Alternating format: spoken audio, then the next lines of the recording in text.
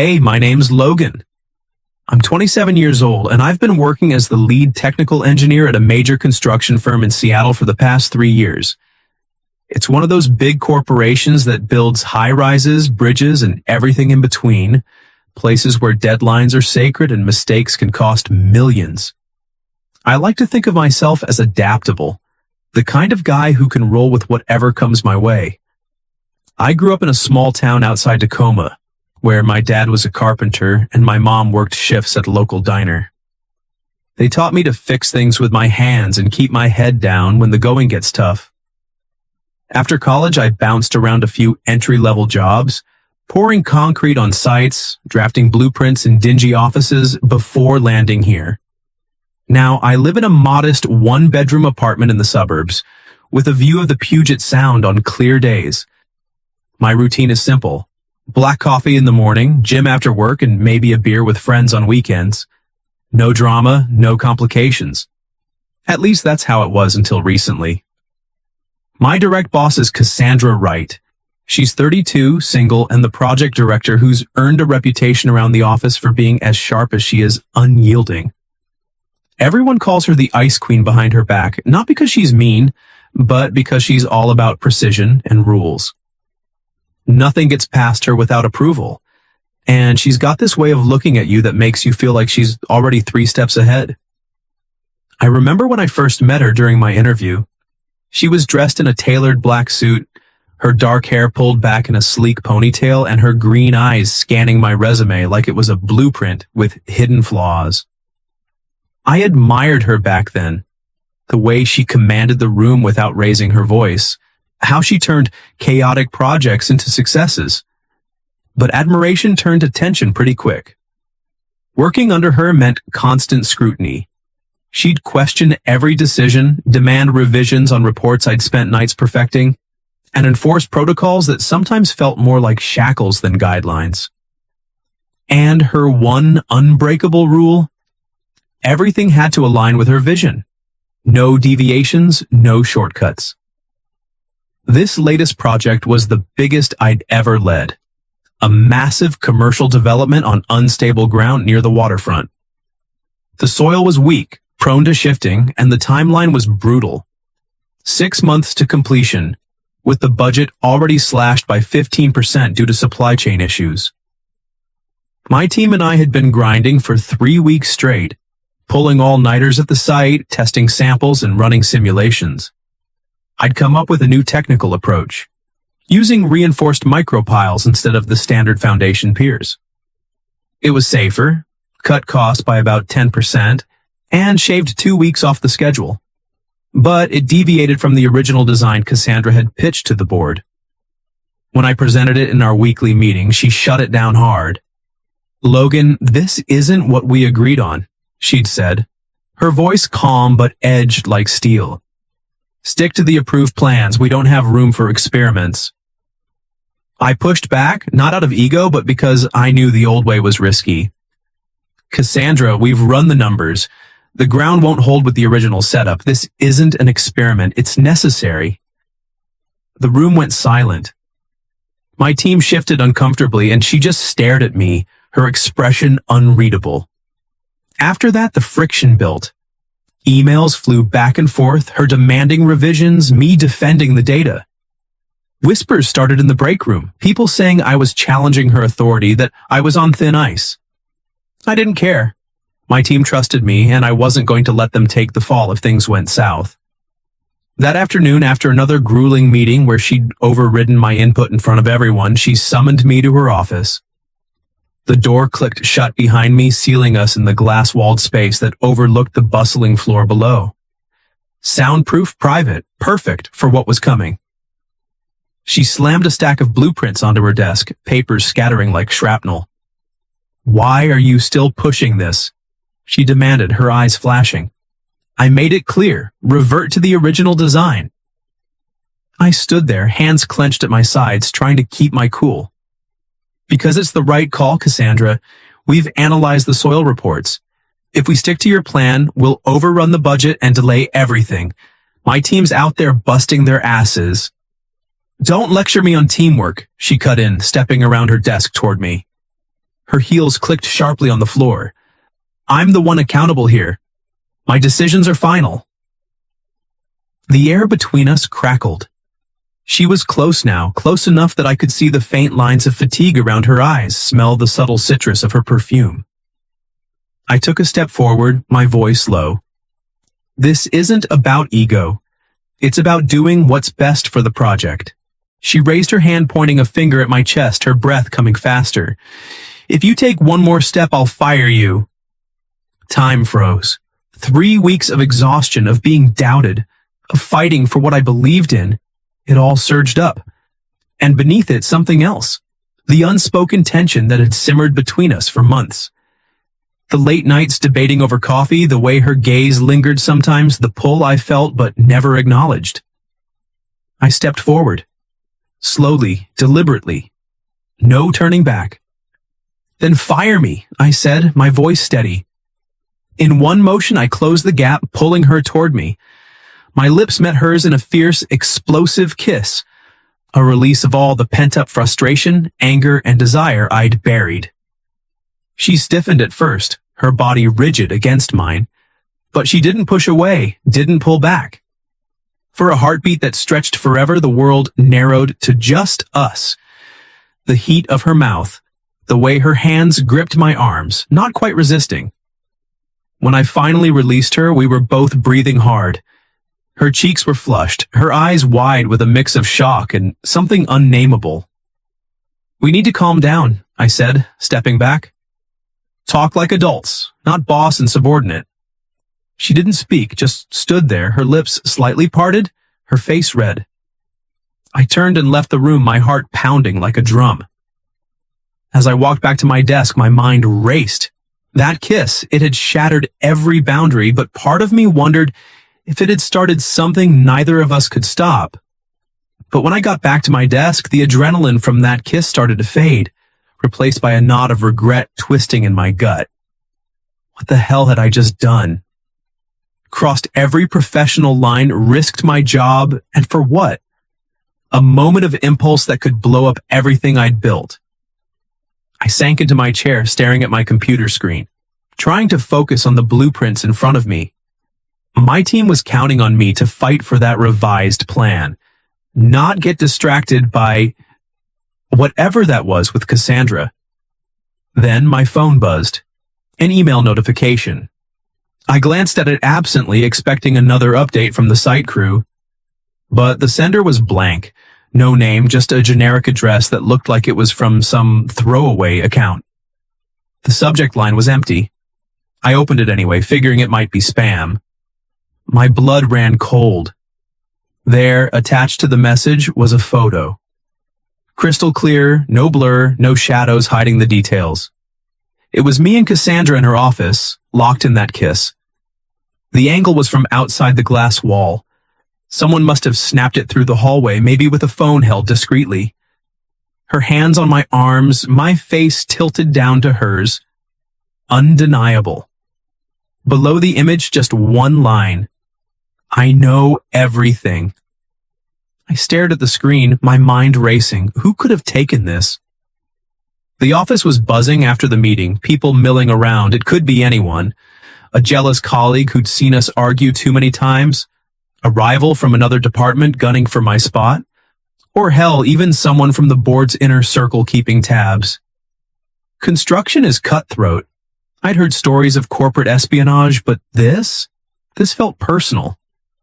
I forwarded the email to my personal account, then deleted it from the work inbox, my hands shaking. No way I was letting this sit on the company server. But deleting it didn't erase the panic rising in my chest. If that photo got out, it wouldn't just be gossip. Cassandra's reputation as the untouchable director would shatter. She'd be accused of favoritism, or worse, harassment claims could fly both ways.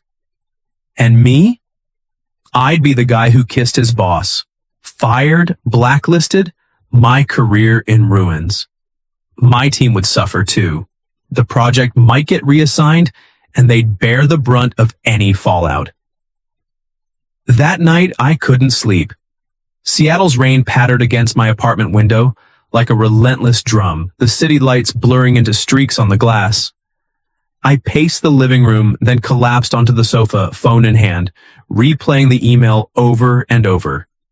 Who was this person? What did they want? Blackmail? Revenge?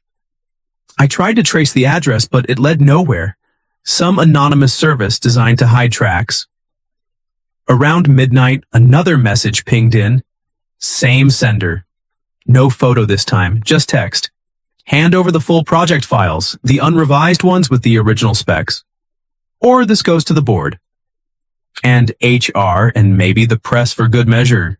My stomach dropped. The original specs? Those included sensitive data, vendor contracts, budget breakdowns, even proprietary tech we'd licensed. Leaking that could tank the whole deal, cost the company millions in lawsuits or lost bids. This wasn't just about the kiss. It was sabotage. Someone wanted to undermine the project and they were using us as leverage. I typed back quickly. Who are you? What do you really want? No immediate reply. The silence stretched, amplifying every creak in the apartment, every distant siren. I imagined the worst. The photos circulating in group chats, whispers turning to accusations, Cassandra's face when she found out. She didn't deserve this. Hell, neither did I, but if it came down to it, I'd take the hit. She'd fought her way to the top in a male-dominated field. One scandal could erase years of work. By dawn, I'd made my decision. It hurt like hell, but it was the only way to protect her and the team. I showered, dressed in my usual button-down and jeans, and headed to the office early before the morning rush.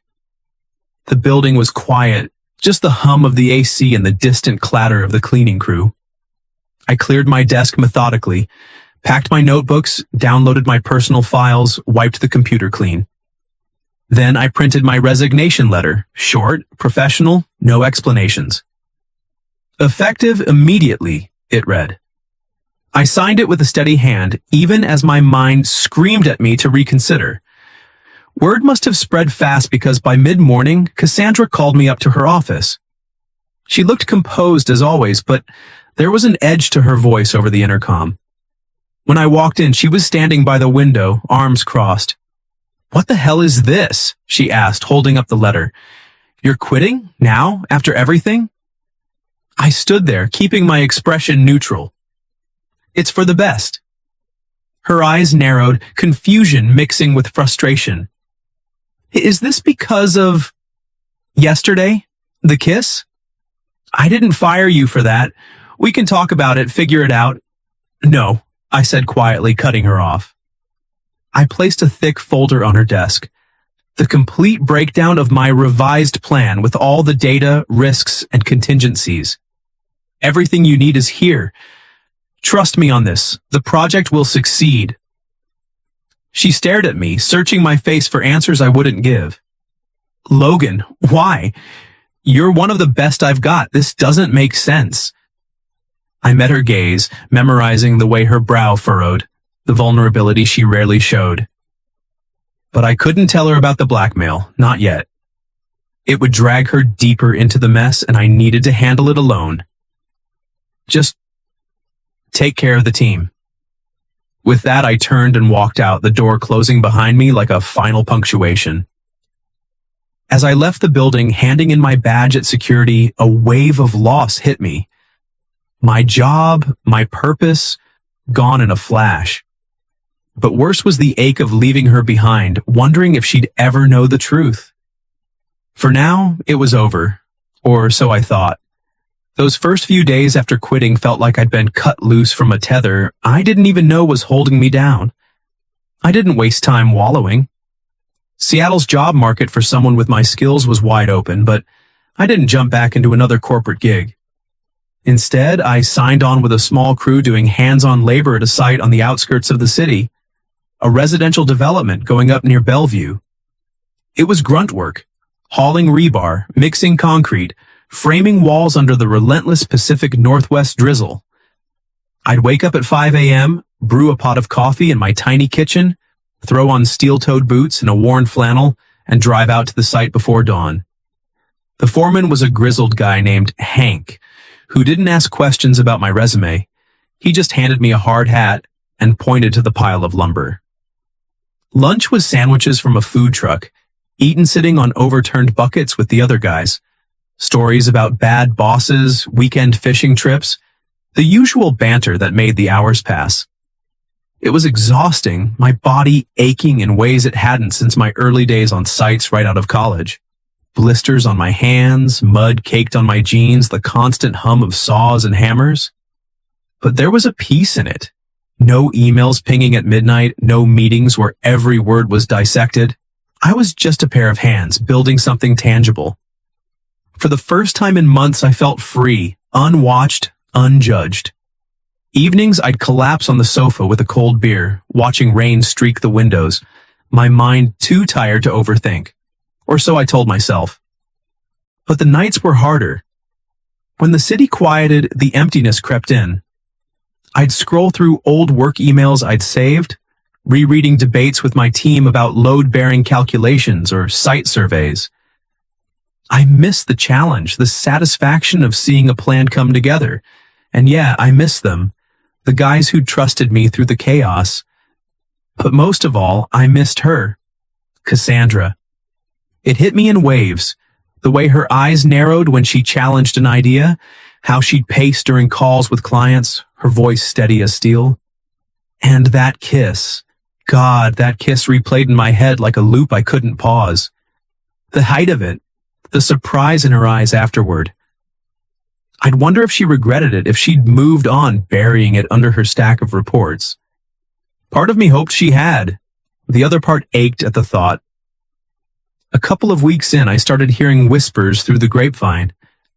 A buddy from the old firm texted, "Heard the waterfront project's ahead of schedule. Your plan worked like a charm."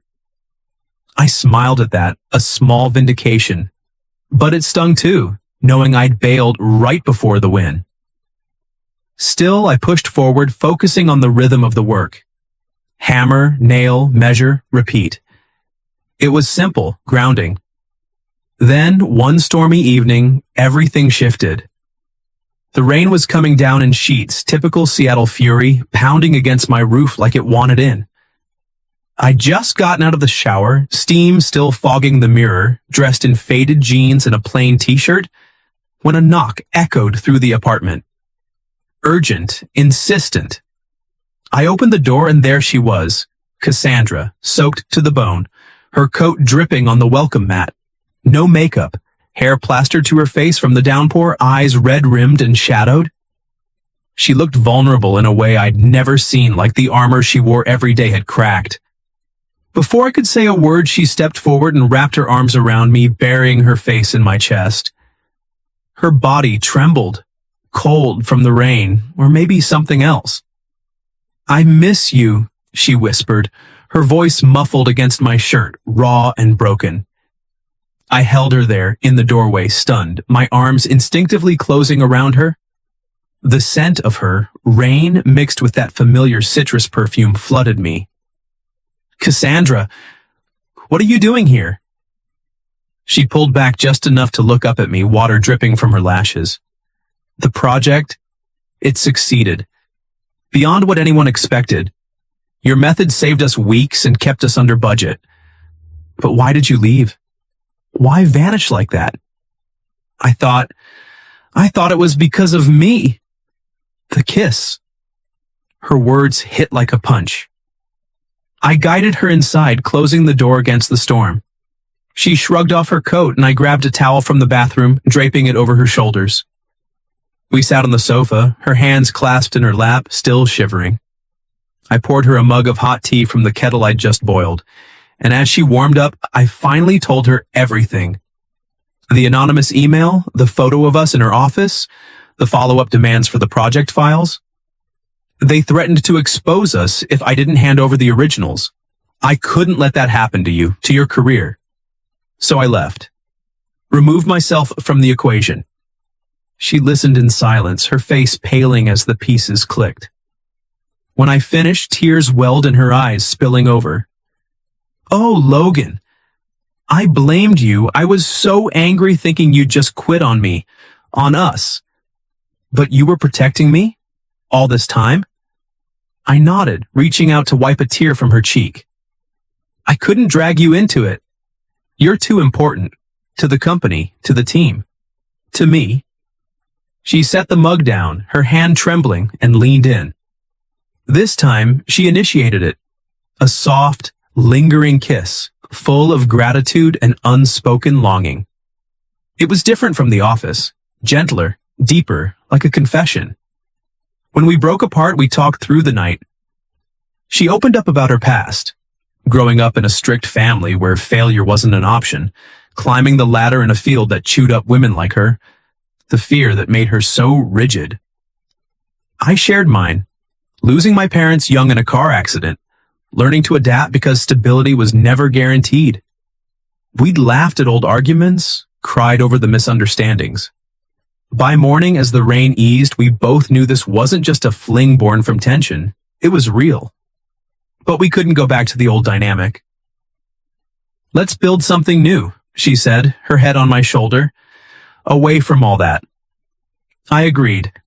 For the first time since quitting, the future didn't feel like a void. It felt like a foundation waiting to be laid. After that rainy night, things between Cassandra and me didn't snap back to normal. They evolved into something entirely new. We didn't rush into labels or grand declarations. Instead, we focused on the practical, the tangible. She saw the fire in my eyes when I talked about construction done right. Sustainable, innovative, without the corporate red tape that had choked my ideas before. Why not start your own thing? She'd said that morning over coffee in my kitchen, her hair still tousled from sleep. You've got the skills, the vision. I can help. I hesitated at first. Starting a company sounded like a pipe dream for a guy who'd just quit his stable job.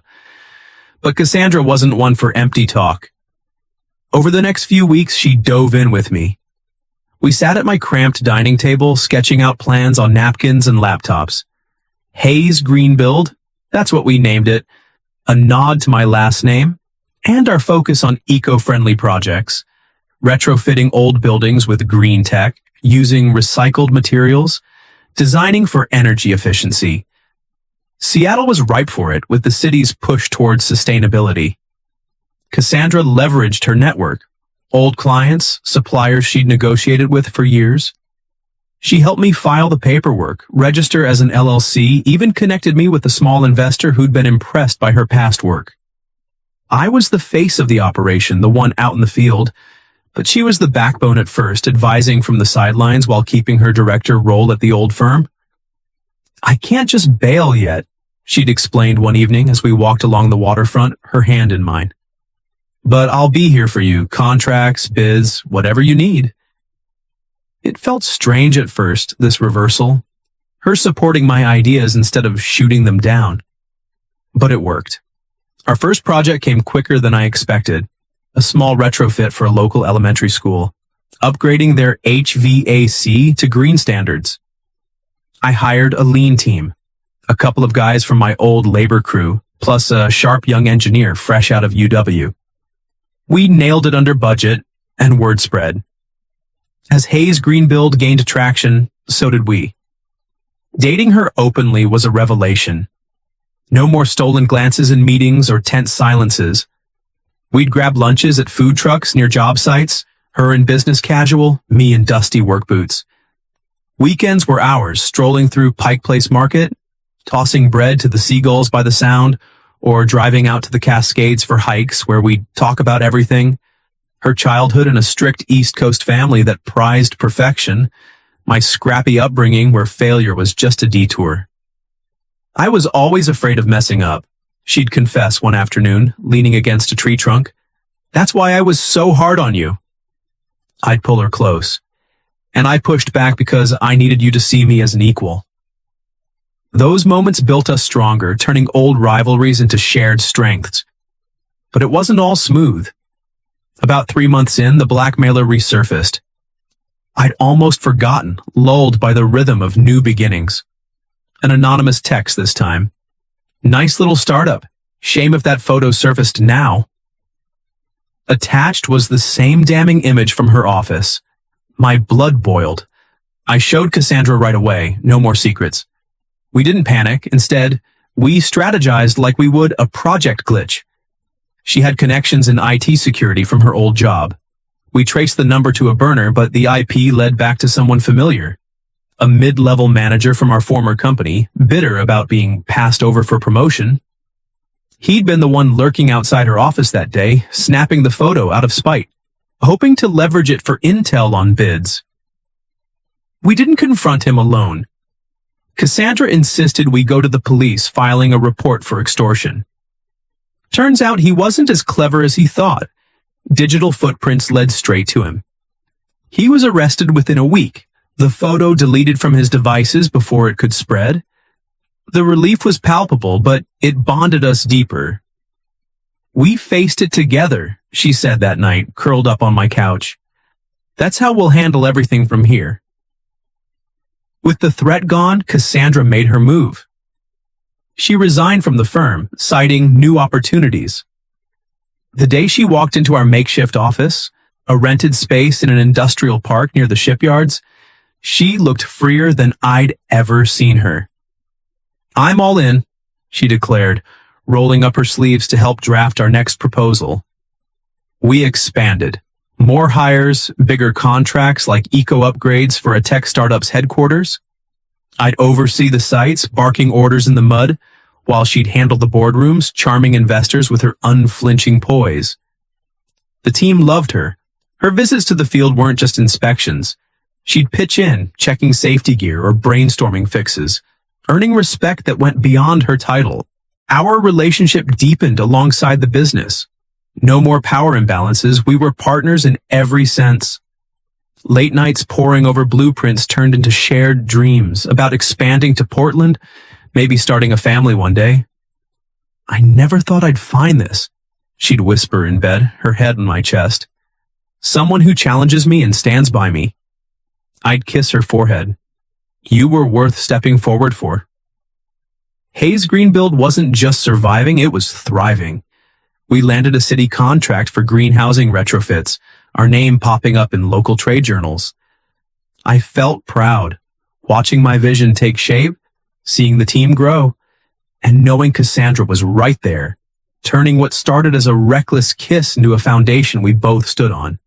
From rivals to lovers to builders, we'd rewritten our story, one brick at a time. A year flew by in a blur of blueprints, bids, and breakthroughs. Hayes Greenbuild had grown from a scrappy startup in a rented industrial space to a respected name in Seattle's eco-construction scene. We'd doubled our team, secured a string of high-profile contracts, and even gotten featured in a local business journal as the Green Innovators Reshaping the Skyline. Cassandra had fully committed, leaving her old role behind to co-lead with me, not as my boss anymore, but as my equal. We'd turned the office into our second home. Exposed brick walls lined with project models, a communal table where the crew brainstormed over coffee, and a small balcony overlooking the shipyards where we'd steal quiet moments amid the chaos. It wasn't always easy. There were late nights arguing over budgets, tense calls with demanding clients, and the occasional setback, like when a supplier delayed materials, forcing us to scramble. But we faced it all side by side. Cassandra's precision balanced my hands-on instincts. Where I'd dive into the dirt at a site, she'd seal the deals in boardrooms. Our relationship had deepened, too. No more hiding behind professional walls. We live together now in a cozy loft downtown with views of the Sound, where mornings started with shared coffee and evenings ended tangled in sheets, talking about the future. "I never imagined this," she'd say sometimes, tracing patterns on my chest. "A partner who sees me, flaws and all." I'd pull her closer. "You were always more than the Ice Queen. You just needed someone to melt the facade." As our one-year anniversary for the company approached, I knew it was time for the next step. I'd been planning it in secret, squirreling away details amid the daily grind. The ring was simple, a slim silver band with a subtle emerald stone echoing her eyes and our green ethos. I picked it up from a local jeweler who'd crafted it custom, engraving the inside with "one step forward," a nod to that fateful moment in her office. The evening of the anniversary, I told her we had a quick team meeting after hours. The office was empty when she arrived, the crew dismissed early on my orders. I'd transformed the conference room, string lights draped from the ceiling, casting a warm glow over the table covered in white linen. In the center, I'd laid out models of our first projects, tiny replicas of the school retrofit, the city housing upgrade, surrounded by takeout from her favorite Italian spot, pasta, primavera, garlic bread, a bottle of Chianti. Candles flickered softly, their scent mingling with the faint trace of sawdust that always lingered in the air. She walked in, her steps halting as she took it in. Dressed in a simple black dress after a day of meetings, her hair loose around her shoulders, she looked stunning, radiant in a way that still caught me off guard. "Logan? What's all this?" I smiled, guiding her to the table. "Happy anniversary. Not just for the company, for us." We ate slowly, reminiscing. The first shaky bid we'd won, the all-nighter pulling permits, the way we'd celebrated our first profit with cheap champagne on the balcony. Laughter came easy, but so did the deeper stuff. Acknowledging the scars from our old lives, the trust we'd rebuilt brick by brick. As dessert arrived, a tiramisu I'd picked up, she leaned back, her eyes shining. "I can't believe how far we've come. From that office fight to this." I took a breath, my heart pounding. Standing, I pulled her gently to her feet, leading her to the center of the room where the models stood like silent witnesses. "Cassandra, that day in your office?" I took a step I never planned. It could have ended everything, but it started us. I knelt down, pulling the ring box from my pocket, opening it to reveal the band. I dared to cross that line because I saw the real you, the woman who's fierce, brilliant, and worth every risk. Now I dare to ask, will you build a family with me? Marry me? She froze, her hand flying to her mouth as tears welled up. For a second, the room was silent except for the distant hum of the city outside. Then, with a sob that turned into a laugh, she nodded, pulling me up into her arms. Yes, God, yes. I thought I'd be alone forever, buried in work and walls. But you changed everything.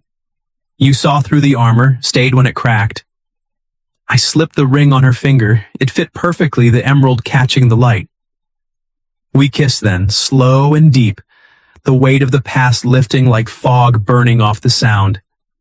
She cried against my shoulder and I held her, whispering promises of the life ahead. A home of our own, maybe kids someday, vacations, where we'd unplug from the world. "We'll face whatever comes," I said, "together." That night, as we lay in bed back at the loft, the ring glinting on her hand, I realized how far we'd traveled. From rivals clashing in a glass office, to partners forging a future, one daring step at a time. Our love wasn't born from perfection, it rose from the ashes of mistakes, stronger for the trials. And in that strength, we'd found our forever.